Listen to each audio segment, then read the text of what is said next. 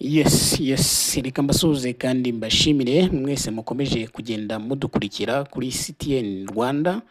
Iyi akaba ari channel yanyu ibagezaho amakuru atandukanye mu bijyanye na politike, ubukungu ndetse n'ibindi byose bijyanye n'ibyo bifuza kumenya mu mibereho myiza y'abaturage ndetse n'ububanyi n'amahanga. Turagarutse rero tuje kubagezaho aya makuru yihutirwa agezweho. Ni itangazo ryihutirwa riturutse mu biro bya Perezida wa Repubulika y'u Rwanda Paul Kagame.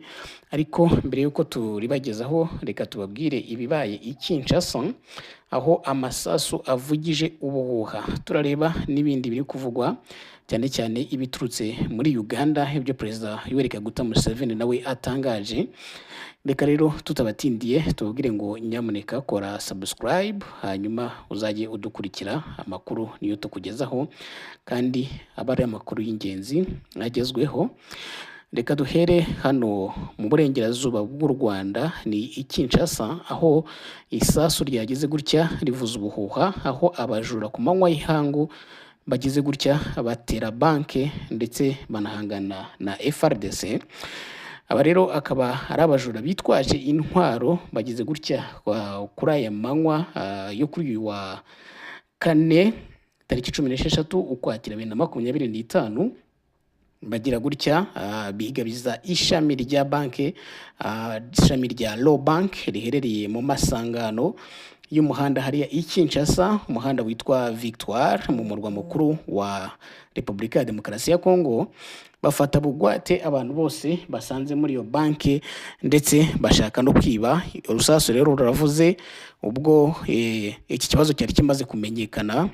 Abapolisi ba RDC bakajya kureba ikibaye no gutabara iyi banke.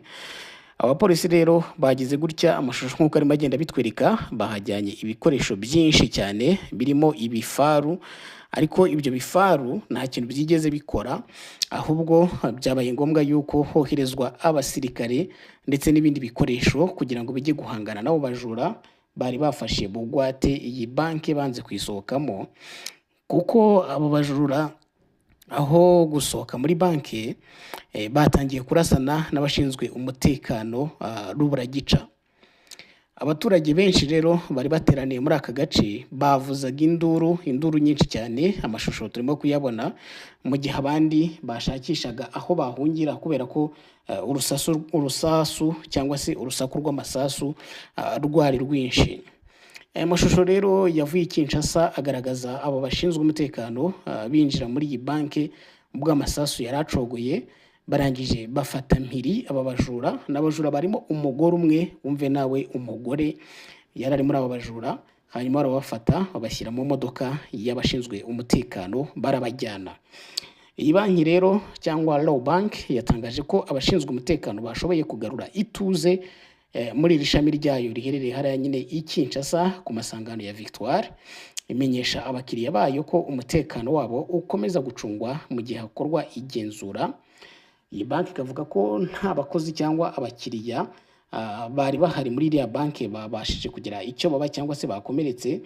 Akaba bari bukomeze ubugenzuzi kugira ngo abayobozi bakore igenzura rya ngombwa, ariko by'agateganyo haragenzurwa iriya shami kugira ngo hatagira uza kwagirira ikibazo.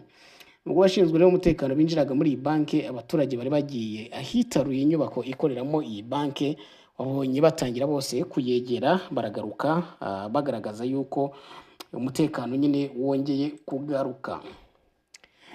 Reka rero tudatinze dukomereze kuri iri tangazo cyangwa kuri iyi nkuru iturutse muri Perezidansi y'u Rwanda. Hangaha ni muri village Urugwiro. Perezida Kagame agize gutya ajya ku rubuga rwe rwa Twitter, cyangwa yahoze ari Twitter nyine, ubu ngubu ni X, yihanganisha Kenya ndetse atangaza n'amagambo akomeye ku rupfu rwa Raila Odinga, uyu yabaye minisitiri w'intebe wa Kenya kuva muri 2008 kugeza muri 2013. Perezida Kagame rero afashe computer ye cyangwa telefone ye, arandika ati: mu izina ry'Abanyarwanda no ku giti cyanjye nihanganishije umuryango wa Raila Odinga, umuvandimwe wanjye Perezida William Ruto, ndetse n'Abanyakenya bose kubw'urupfu rwa Raila Odinga. Perezida Kagame yagaragaje ko imirimo Raila Odinga yakoreye Abanyakenya n'Abanyafurika n'uburyo yaharaniye demokarasi, ubutabera n'ubumwe bizahora byibukwa iteka n'iteka. Ati twifatanyije na guverinoma n'abaturage ba Kenya muri ibi bihe by'ikiriyo byo ku rwego rw'igihugu. Kenya rero ngubu ikaba iri mu kiriyo cy'iminsi 7 kubera urupfu rwa Raila Odinga. Raila Odinga uyu nguyu yamaze igihe atavuga rumwe n'ubutegetsi bwa Perezida William Ruto, ariko biyunga mu ntangiriro za 2024 ubwo leta ya Kenya yamusezeranyaga gushyigikira kandidatire ye ku mwanya wa perezida wa komisiyo y'ubumwe bwa Afurika, ariko biza kurangira Raila Odinga uwo mwanya atahubonye kuko yaratsinzwe. Muri Werurwe rero tugarutse ku mubano wa Perezida Kagame na Raila Odinga, muri Werurwe 2024 Raila Odinga yageze mu Rwanda aho yaganira na Perezida Kagame. Nyuma yaho leta y'u Rwanda nayo itangaza ko ishyigikiye kandidatire ye.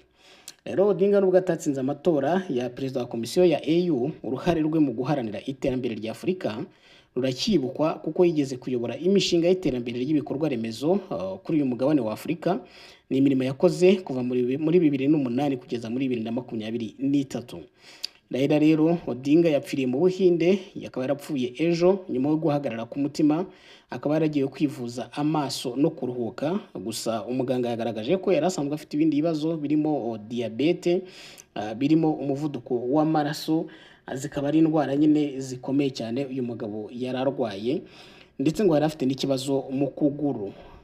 Perezida rero ya Presidence ya Kenya nyine yatangaje ko mu kumuha icyubahiro kari bushire iminsi 7 hari icyunamo mu rwego rw'igihugu. Tukiri kuri iyi nkuru rero, reka tunasimbukire ku magambo yatangajwe na Perezida Yoweri Kaguta Museveni. Uyu nguyu ni perezida wa Uganda. Mu magambo maremare cyane yagize ati Banya-Uganda, Abanya-Kenya ndetse n'Abanyafurika yose, ati nagahinda gakomeye cyane kuri uyu munsi w'itariki 15 z'Ukwakira 2025, ati kwakira amakuru y'urupfu rwa Minisitiri w'Intebe cyangwa wahoze ari Minisitiri w'Intebe Raila Amolo Odinga, akaba wahoze ari Minisitiri w'Intebe nyine wa Kenya. Ati Odinga ntabwo yagize kariyeri cyangwa ntabwo yabaye umunyapolitike gusa, kuko yabaye impirimbanyi y'ubwigenge cyangwa n'ubwisanzure. Ati akaba ari umurage akomora kuri se Jaramogi Odinga wabaye vice perezida wa mbere w'igihugu cya Kenya. Ati mbivuze mu buryo ngengabitekerezo, ati bari abantu bakunda igihugu, bakaba abantu bakunda Afurika n'icyerekezo cyayo. Ati nsangiye ibi bitekerezo, nasangiye ibi bitekerezo nabo bose, ibitekerezo byo gukunda igihugu ndetse na Afurika muri rusange. Ati ibyiyumviro byabo byarukunga Kenya, East Africa ndetse na Afurika yose muri rusange, kandi bagahora bashyigikira uburyo bw'uko habaho inzozi zo kubagira East African Federation cyangwa leta y'umuryango wa Afurika y'Uburasirazuba. Ati byari ibitekerezo bahora bashyigikira kandi baharanira. Ati ni kubw'ibyo, ati mbabajwe nuko agiye muri iki gihe. Ati ni by'ingenzi rero ku bakiri bato kuzuza izo nzozi cyangwa icyo cyuho asize nukukiziba. Ati twese tugaharanira Afurika cyangwa se tugaharanira ahazaza heza h'Afurika. Ati rero nihanganishije Perezida Ruto, abaturage ba Kenya ndetse n'umuryango wa Raila Odinga. Ati aruhukire mu mahoro. Ngibyo rero ibitangajwe n'abo ba perezida bombi, yaba perezida w'u Rwanda, yaba perezida wa Uganda ndetse n'ibibaye hariya muri Kinshasa. Mukomeze mubane natwe, amakuru yo ntakagaruka, turakomeza tugenda tuyabagezaho.